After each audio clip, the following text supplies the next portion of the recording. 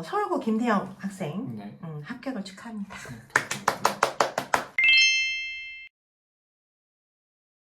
먼저 저는 6개의 학교를 썼는데요. 먼저 서울대학교 학생부 종합 중에서 일반 전형을 썼고 그 학생부 종합 전형을 1차 최초합을 했습니다.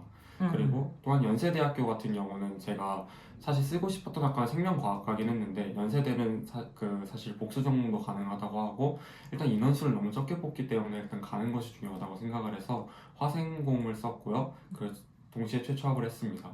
또한 고려대학교 같은 경우는 올해 좀 얘기가 많았습니다. 이게 납치 전형이나 아니다 얘기가 많았어서 그래서 저는 아무래도 수능이 어떻게 될지 모르는 거다 보니까 안정적으로 썼고 그 학생부 학업 우수 전형으로 그 생명공학과 채취업을 했습니다. 한양대 같은 경우는 제가 마지막에 안정으로 될 줄 알고 딱 서류 전형으로 썼는데 이거는 4차까지 추합이 돼가지고 4차 추합이 되긴 했습니다. 그리고 건국대 수의예 같은 경우는 서울대 수의예에 약간 안정 느낌으로 썼던 건데 이거는 1차 추합이 1차에서 떨어져가지고 이건 제가 할 말이 없고요. 그리고 아주대 같은 경우는 의대 이슈가 오래 있었다 보니까 어차피 저는 수시 쓸 카드가 더 이상 없더라고요. 그래가지고 그냥 버리는 카드로 그냥 상향으로 하나 넣어보자 했는데 이거는 제가 수능을 아쉽게 보는 바람에 4학력을 제대로 못 맞춰가지고 이거는 탈락하게 됐습니다. 사실 뭐 50%거 70%거 생각해봤을 땐 내신 문제도 딱히는 아닌 것 같고 뭐 딱히 뭐 서영고 다 붙었으니까 생기부 문제도 아닌 것 같고 그래가지고 솔직히 다른 학교는 뭐 떨어졌을 때 이해가 되는데 건국대학교는 제가 떨어진 이유는 사실 모르겠긴 합니다. 그냥 일반고라서라는 거밖에 생각이 딱히 안 들긴 합니다. 저 같은 경우는 일단 1학년 1학기에는 제가 1.32, 1학년 2학기에는 1.29로 커리어를 찍었었고 2학년 때는 과목이 많아지다 보니까 힘 붙이기로 해가지고 제가 전략을 잘못 세우기도 했고 그래서 1.91이랑 1.82이 나왔습니다. 3학년 때는 과목이 워낙 적어서 등급이 의미 있는 건 아니었고 그래도 잘 받은 건 아니었기 때문에 2.09가 나왔고 최종 합쳐서 1.65라는 등급이 나왔습니다. 사실 내신 자체로 봤을 때 제가 안정권은 아니었지만 물론 생기부도 좋았긴 한데 내신 내부에서도 선택 과목에 굉장히 장점이 컸던 것 같습니다. 저희는 과학 중점 학교라서 그 물화생지 원투를 다 이수하는 걸로 알고 있는데 물화생지 원투를 다 이수하는 것이 뭐 다른 학교랑 비교해 봤을 때도 굉장히 이점을 갖는다는 걸 알 수 있었고 또한 가장 중요했던 것으로 투과목 원점수도 생각해 볼 수 있을 것 같습니다. 또 투과목이 80점만 넘으면 합격이라고 A를 받을 수 있으니까 그냥 넘기는 경우가 많은데 제 친구들도 뭐 서울대 간 친구들, 잘 간 친구들 보면 열심히 해서 다 90점 후반대 원점수를 받았던 것이 주였던 것 같습니다.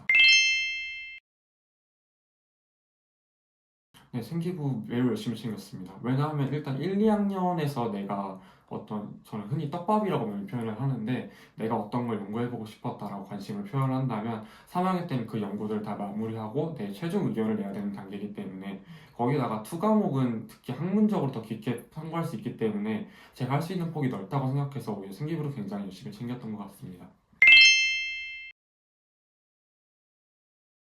네, 저 같은 경우는 반려동물 키우는 걸 좋아하는데 반려동물 중에서도 특히 희귀한 뭐 도마뱀이나 아니면 뭐 거미 같은 걸 키우는 걸 굉장히 즐겨하는 편입니다.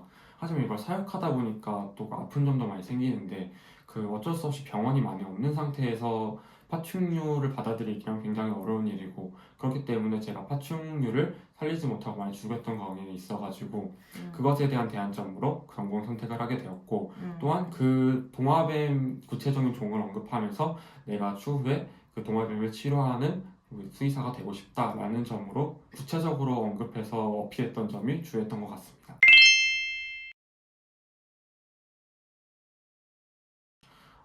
사실 1, 2학년 때는 사실 제가 정확하게 진로를 정하지 못해 생명공학 쪽으로 많이 엮기도 했고 그리고 대학에서 과연 수의사라고 구체적으로 언급해서 밀고 나가는 것이 좋게 보이느냐라는 것에 대해서는 제가 아직 확신이 없었기 때문에 구체적으로 가진 않았습니다. 그러나 항상 동물과 엮을 수 있는 점이 있으면 어떻게든 동물과 엮었고 그리고 마지막에 3학년 생기부 같은 경우에는 최종적으로 파충류 장내 미생물과 기생충에 관한 보고서를 작성해가지고 생활기록부를 마감했던 것 같습니다.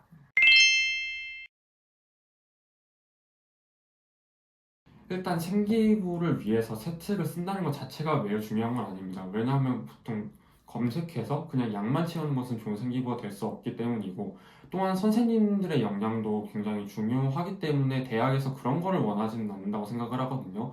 그렇기 때문에 저는 자기만의 스토리를 쓰는 것이 굉장히 중요하다고 생각했습니다. 그렇기 때문에 보고서를 쓸 때도 마지막에 보고서 요약, 그리고 내가 그 보고서를 쓴 이유, 그리고 앞으로 알아보고 싶은 점을 무조건 정리해서 썼던 것 같습니다. 그럼 과목 세특 같은 경우는 그냥 2장으로도 충분하다고 생각을 하고, 내 진정으로 이걸 나중에 3학년까지 끌고 가야겠다, 내 진짜 주된 보고서가 돼야 되겠다라고 밀고 나가는 것은 저는 보통 6장은 넘어갔던 것 같습니다. 진심으로 썼기 때문에 그렇게 될 수 있었다고 생각을 하고, 세특 보고서 주제를 정할 때 검색해서 나올 수 있는 것은 최대한 지양하는 것이 좋습니다. 아무래도 전국의 모든 수험생들이 그 세특을 쓰기 위해서 그 주제를 찾아보기 때문에 나만이 얻을 수 있는, 그리고 너무 어쩔 수 없이 그 주제를 선택해야 된다면 나만이 얻을 수 있는 차이점을 어필하시는 것이 좋을 것 같습니다.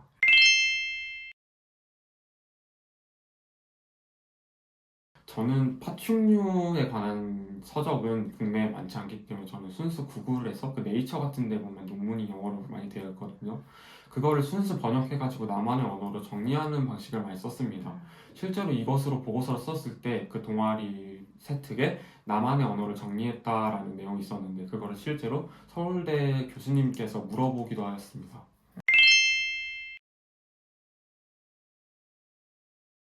수의대는 유일하게 수의대 중에 MMI를 실시하는 곳이기 때문에 5개의 방에서 질문을 합니다. 첫 번째 방 같은 경우는 수의학의 앞으로 발전 과정은 어떻게 될지, 또한 너가 500년 전에 태어났으면 수의학을 위해 무엇을 하고 있을지에 관한 것과, 그리고 세특에 관한 질문을 했었습니다. 그리고 두 번째 방에서는 자료 해석 방이었는데요. 도표 2가지를 보고서 내가 여기서 얻을 수 있는 점에 대해서 생각해보는 관점이었습니다. 또한 세 번째, 네 번째, 5번째 방은 각각 동물 수혈할 때 반려동물 수혈과, 그리고 병원에서 그 수혈을 위해 길러지는 동물 중 어떤 것을 선택해야 되는지, 또한 엑스레이를 찍을 때 동물 마취를 해야 되는지, 안 한다면 그 이유는 무엇일지, 그리고 5번째는 생물 복제에 대해서 어떻게 생각하는지에 대한 윤리적 관점을 다루었습니다. 보통 이런 질문 같은 경우에는 답이 정해져 있다기보다는 최대한 여러 관점에서 생각해 보았는지, 배경 지식이 어디까지 알고 있는지, 평소에 어떤 가치관을 갖고 있는지 물어볼 수 있는 질문이었기 때문에 각자 자신의 가치관을 최대한 드러내는 것이 중요했다고 생각합니다.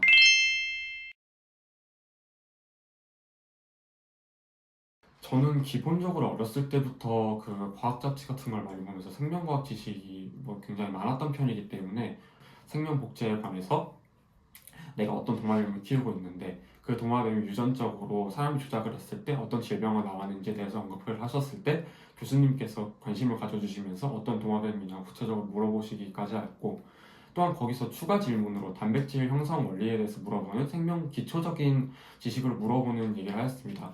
저는 그때 일반 학생들과 다르게 생명과학 1, 2를, 특히 2를 잘 이수했다는 점을 어필하고 싶어서 RNA 종류까지 언급을 하면서 설명했던 기억이 있던 것 같습니다.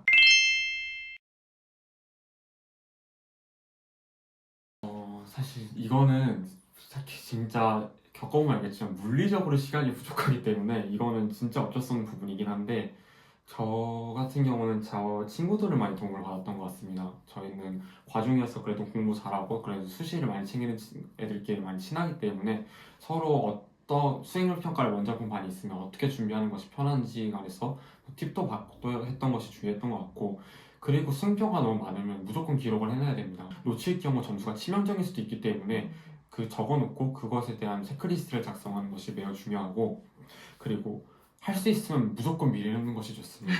나중에 가면 진짜 산더미처럼 불어나가지고 감당할 수 없는 사이까지 벌어지기도 하고, 저 같은 경우는 2학년 때 세특이 너무 많아가지고 노트북을 학교에 가져가서 오전 시간에까지 준비를 했던 기억이 있습니다. 또한 세특 발표가 너무 많이 밀릴 때는 그 우선순위를 정해야 됩니다. 내가 진짜 중요한 발표라서 이거는 내가 잘해야 된다라는 것과, 그리고 이거는 그냥 내가 내용 준비만 해갔는데 이 정도면 내 말하는 걸로 때울 수 있을 것 같다, 충분히 잘할 수 있을 것 같다 싶은 것들은 그래도 좀 비중을 덜 두는 방식으로도 진행하는 것도 중요한 것 같습니다.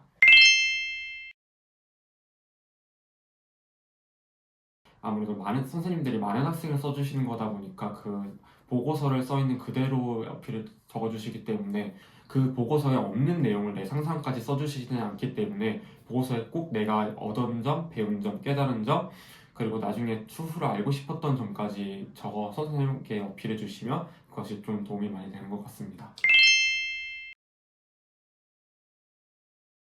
오히려 저는 국어랑 영어 같은 것이 저의 진정한 여러 관점을 드러내기 중요하다고 생각을 했습니다. 보통 그리고 국어 같은 경우는 제가 최대한 추천드리고 싶은 거는 아무래도 메디컬 같은 가시는 분들 같은 경우는 윤리학적으로도 약간 접근해 보시는 것도 중요한 것 같습니다. 그냥 과학이나 수학 같은 데서는 그냥 과학적인 지식만 드러내면 되는 거라서 차별점을 줄 수 없지만 예를 들어서 국어 같은 것에서는 매체 자료에서 어떻게 편향 보도가 되고 있고 예전 청계천의 동물거래가 굉장히 논란이 되었었던 적이 있는데 그것을 매체에서 어떻게 싣고 있고 내가 비판하는 점 무엇인지에 대해서 드러낼 수 있었고 현행법상 그 야생동물에 대해서 옳은 무엇이고 그 법이 가지는 의의는 무엇이며 내가 생각해본 또한 대처 방안은 무엇이 있는지까지 생각을 해보면 엮었던 것이 주요했던 것 같습니다. 생환생투를 가장 잘했던 것 같습니다. 제가 물리를 많이 약해서 물리를 가장 못했던 것 같습니다. 내신에 관해서 전 중점적으로 얘기하려고 합니다. 학교별로 맨 차이점이 있는데 그 학교에서 프린트를 나눠주는데 그 프린트를 여러 번 거의 몇 번 읽었는지 기억 안 날 정도로 애매독을 하면서 그 개념 공부를 하는 것이 매우 중요했던 것 같고 설마 이것까지 나와? 라는 것까지 공략했던 게 주요했던 것 같습니다. 또한 생명과학 같은 경우는 자료 해석 능력이 굉장히 중요한데 그렇기 때문에 많은 문제를 풀어보면서 어떤 점까지 생각해봤는지 또 자료 해석을 할 때 답지를 보지 않고 나와 생각을 어떻게 했고 그 생각이 했던 것과 답이 어떻게 다른지를 비교해봤던 점이 생명과학을 잘하는 데 주요했던 것 같습니다.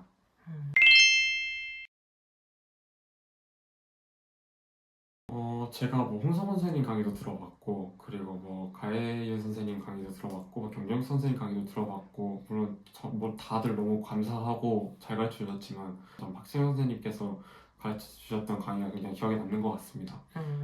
제가 겨울방학 때 처음 선생님을 배웠었는데 그 서울고에 맞춰가지고 나올 수 있는 여러 가지 기출들을 분석해서 어떤 선생님은 어떤 걸 내는 걸 좋아하니까 여기를 중점적으로 봐라. 그리고 계속적으로 테스트를 내주시면서 내가 약했던 부분이 무엇인지도 체크해 볼 수 있었던 점이 굉장히 좋았던 것 같습니다. 특히 전 내신이라 가지고 더욱 도움이 된다고 말하고 싶습니다. 특히 서울고 같이 인원수가 많고 잘하는 학생들이 많은 학교라면 진짜 여기서까지 내? 하는 걸 많이 낼 수 있기 때문에 제가 항상 내신을 하면서 후배들한테 많이 얘기하는 것 중 하나가 과해서 나쁠 건 없다라는 점인 것 같습니다. 그렇기 때문에 그냥 하라고 말씀드리고 싶습니다. 3학년 때 모의고사는 제가 진짜 아무리 못 봤어도 보통 100분위가 97일 이상 계속 나왔었습니다. 거의 다 한 자릿수로 틀렸었고 가장 잘 봤던 게 4개 틀렸었고 막 그랬었는데 쓰는 건 만만치가 않더라고요. 모든 과목에서 제가 나올 수 있는 최저치가 나오게 되었고 만약 이걸로 대학을 갔으면 뭐 서성한 라인밖도 약간 추가권을 노려야 되나 이런 성적이 나왔습니다. 그렇기 때문에 후배들에게 해주고 싶은 말은 수능에서 커리어 하이가 나오기 굉장히 쉽지 않거든요. 커리어 로우가 나올 가능성이 굉장히 높기 때문에 그 현역이 진짜 웬만하면 수시로 가야 됩니다. 정시로 가기 힘듭니다. 정시로 진짜 잘 본 학생들도 보면 너무 수시를 잘 봐서 정말 수시가 탑급이고 학종도 탑급인데도 정시가 너무 잘 나와서 안 가는 학생들을 많이 봤거든요. 너가 수시를 아무리 망했다고 하더라도 최대한 챙겨서 갈 수 있는 대학이 정시로 갈 수 있는 대학보다 높다라고 말을 하면 이해하기 편할 것 같습니다. 물론 누군가는 잘 가겠지만 그게 너일 거란 생각은 버리는 게 좋다. 맞죠.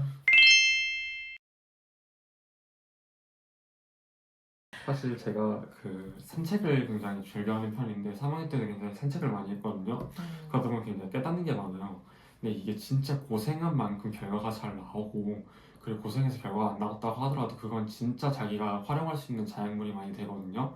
그렇기 때문에 항상 내가 뭘 잘할 수 있는지 생각을 하고 그리고 제가 개인적으로 블로그도 많이 쓰는 편인데 거기서 항상 하는 말이 감정을 잘 활용하라는 겁니다. 저도 물론 좌절할 때도 있었고 내신이 안 나오고 뭐 문을 열어서 굉장히 짜증날 때도 있었지만 그런 분한 감정을 어떻게든 잘 사용하면 그것은 내 동기부여보다 더 멀리 길게 볼 수 있는 자양분이 되기 때문에 그런 감정을 잘 활용해서 끝까지 완주를 하셨으면 좋겠다는 바람이 있습니다. 서울대 수의학과 2025학번 되실 김태영 선배님의 이야기였습니다. 감사합니다. 감사합니다.